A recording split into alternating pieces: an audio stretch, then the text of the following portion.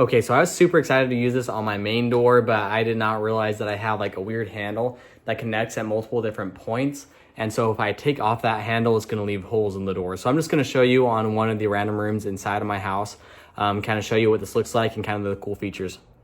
Obviously, first thing first, just take some screws out, and you're gonna have to take out the old doorknob, and then you're just going to go ahead and install that piece with the 2 screws there. Then you're just gonna make sure that that arrow is pointing straight up before you put it in to make sure it's gonna work okay later. Make sure that you twist it the right direction. You can change it by pulling out the spring in the back and then twisting it. Go ahead and put it in there. Go ahead and tighten the screws in the back. This was by far the hardest part. I had to have my wife do it because her hands are skinnier, just to plug that in and then go ahead, push it closed. You can then install the batteries and go ahead and screw in these 3 screws, and then you can put the cover back on and you're basically already ready to go.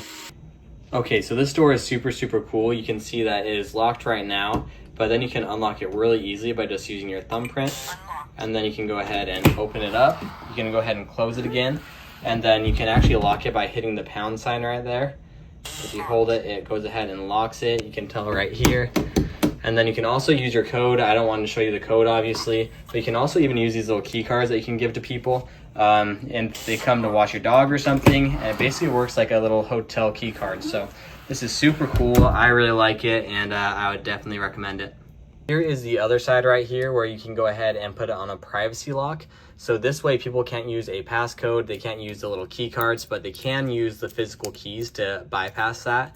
Yeah, it's really nice, and I definitely recommend it. One other cool thing is that there is also an app that you can use to go ahead and remotely unlock it or give people one-time passwords and different stuff like that to manage it. So yeah, I definitely recommend this for your house.